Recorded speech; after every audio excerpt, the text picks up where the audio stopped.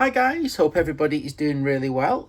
Not done a video for a while, but I haven't stopped me buying a few items. I just haven't done a video. I was chatting to my friend Pele and he said, you've been quiet. So I thought, oh yeah, I'll come in the garage and make a little clip up. Some of the recent items I did. So it's been a good year this year so far. I've found a couple of very wonderful items to add to the collection. And these three items came from Australia, from a wonderful chap called Bruce. My good friend Bob did this absolutely magnificent book on pipe wrenches, which I contributed a little bit to. And I noticed in the book, Bruce Hewitson had a very rare bahco 124, which is a bahco type pipe wrench I've shown many times on the channel. The more common design is this design with the slots and it slots in, but they do a footprint type design which is more rare. This is a bahco 134. Don't know if you can see there, bahco 134, and Bruce had a 124 and I didn't have that size. So I got in contact, thanks to Bob, with Bruce, who has a magnificent collection, and I noticed he was missing one of his sizes of slides, and he collects pipe wrenches, not spanners as much. So I did a wonderful trade with Bruce, so thank you, Bruce.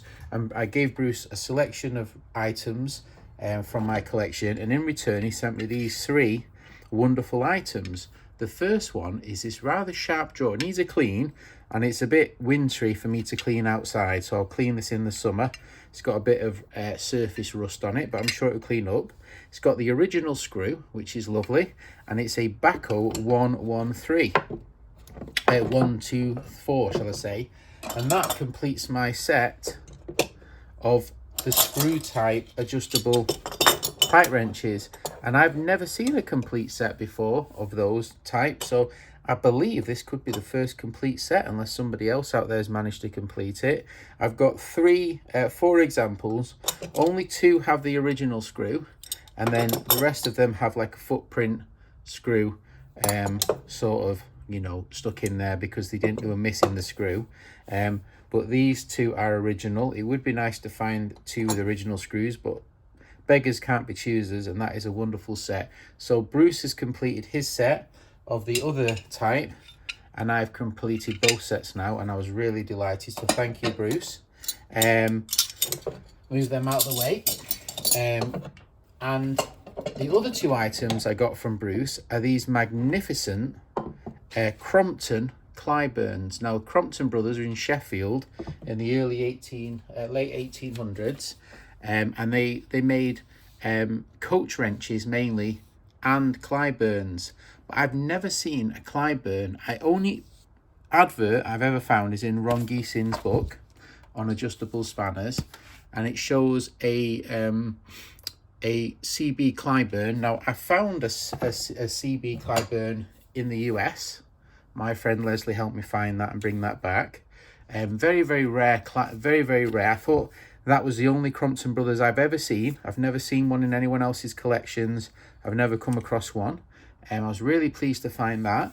And then, lo and behold, Bruce had two of these Clyburns, which were made in Sheffield, which is just down the road from me.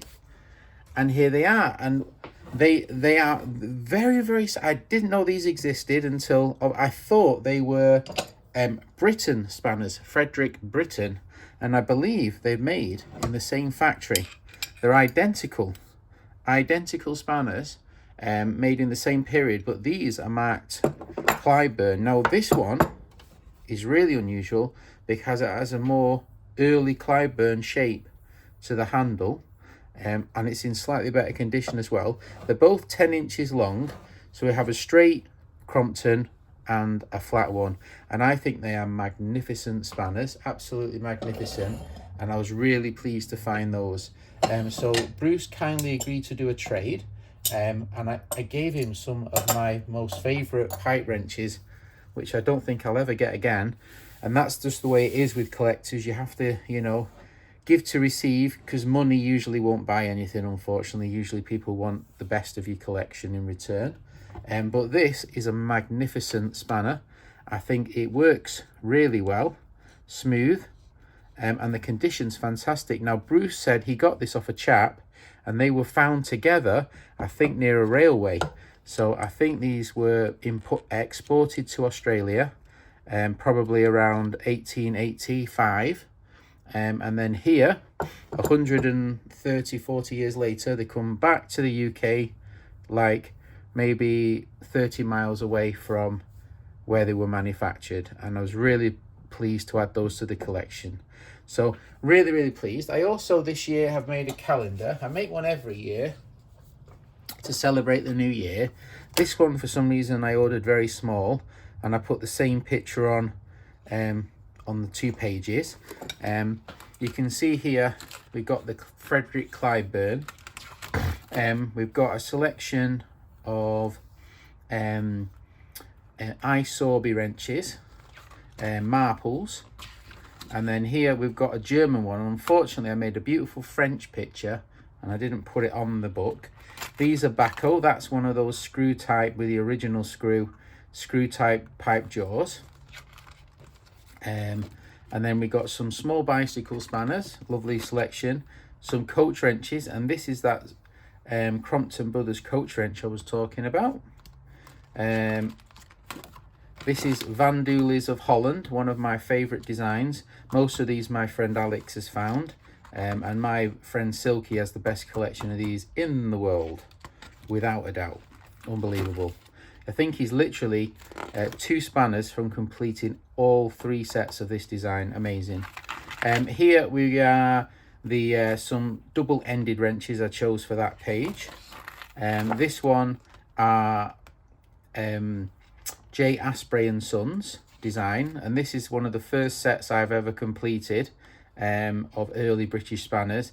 5 designs and 5 sizes were ever made. I was really pleased to complete that. We've got my friend's collection of Lucas spanners. There's the one what should have been a French page and I made an error.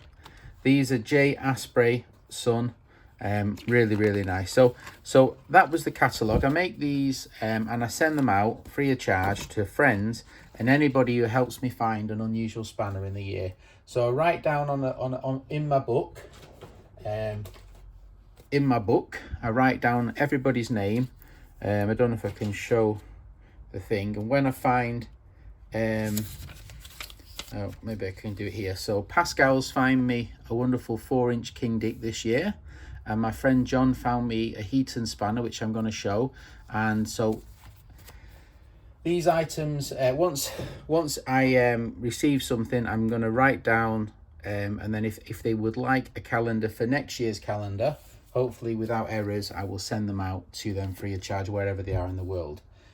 So thank you, Bruce, for these wonderful tools. I'm going to show you one more thing now, and then I'm going to put them away. All right.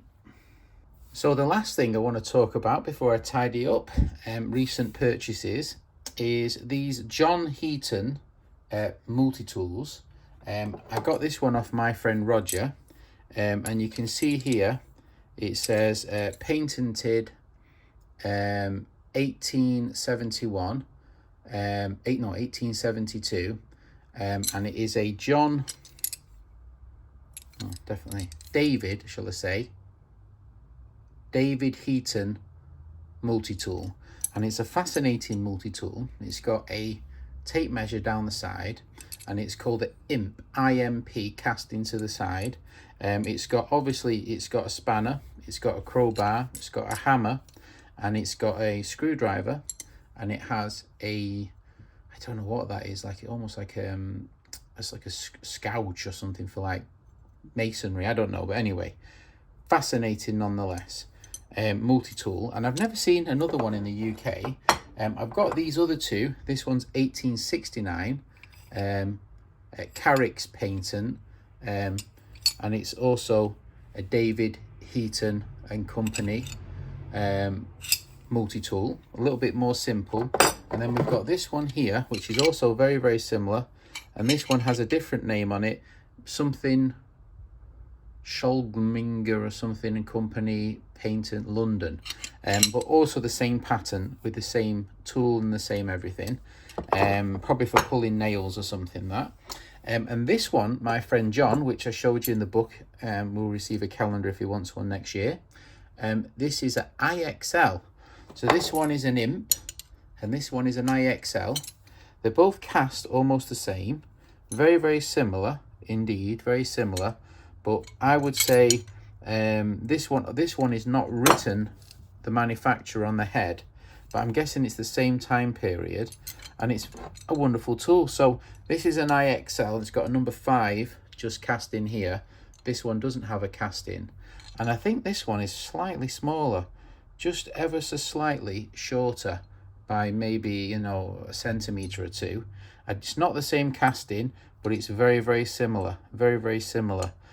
So I'm guessing it's the same paintant, the same everything, but a wonderful example. So I found 4 of these multi-tools now. I don't know how many versions, imp, IXL, or different manufacturers, different styles there are, but I think 4 is a very nice collection, so I was quite pleased with those. So thank you, John, for that, and thank you, Bruce, for the wonderful trade. So it's getting off to a good start to the year. Let's put these things away and get tidy up. Thanks very much for watching. So this is my bahco display, which obviously I've shown many times, and we've got a full set of pipe wrenches, and here we've got a full set of those slotted ones, and now we can complete that set by adding the full set of screw type spanners as well. So really, really pleased with that. A great addition to the collection, a full set of both styles, and a full set of both styles of pipe wrenches, because there's actually 2 styles. This one and this one is completely different. When you look at it, completely different style. So yeah, really, really pleased with that. Let's go away and put the rest away now. So down here I keep my multi-tools, and you can see here my David Heaton corner, and we've got this new IXL which is unmarked, which is another one. So that one will go in that drawer. So really, really pleased with that. And then up top, we've got my early Clyburn type spanners. And here we've got the Britain, and we can put the wonderful Crompton Brothers 2 designs in this drawer. So this is my early Clyburn type drawer. All right, I think that's all put away now. Thanks for watching. Take care. Bye.